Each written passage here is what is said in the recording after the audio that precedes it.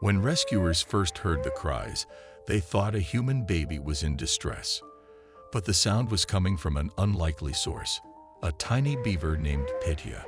Her vocalizations were so eerily human that they left everyone stunned. She had been found completely alone in a field. That was all anyone knew.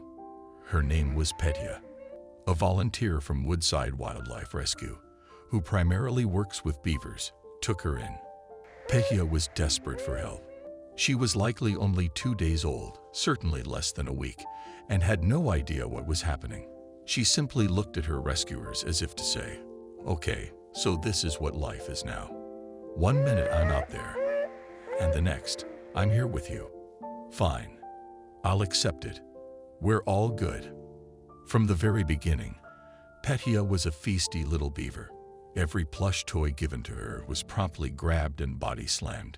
She slept in a small puppy kennel, and while she could be left alone for a couple of hours if she was napping, once awake, she was a whirlwind of activity. If she wanted something, she made it very clear, chewing, grabbing, and destroying whatever she could reach. Her tiny hands would stretch out, seeking anything she could find. Her teeth, sharp as razors, could tear through almost anything. In rehab, young beavers like Petya love to move things around and rearrange their surroundings.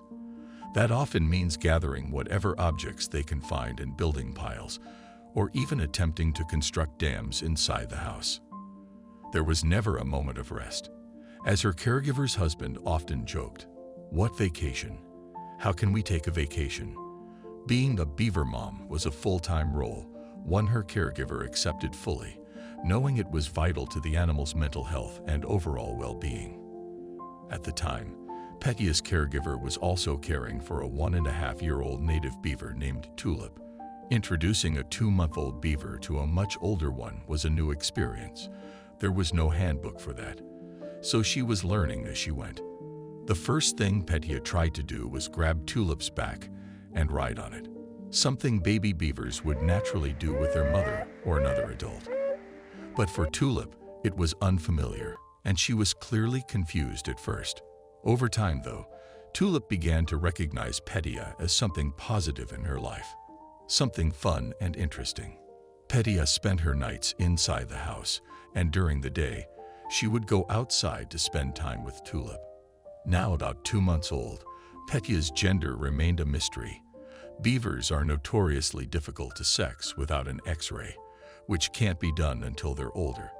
In Mississippi, unfortunately, beavers are classified as a nuisance species, but Petya's caregiver, a university research professor, studies the relationship between humans and wildlife, and she sees it differently. Beavers, she explained, actually help create healthier environments. They reduce flood risk, prevent fires, and support ecosystem balance. "We have to give them space," she said, "but they're one of the best natural tools we have to fight environmental problems."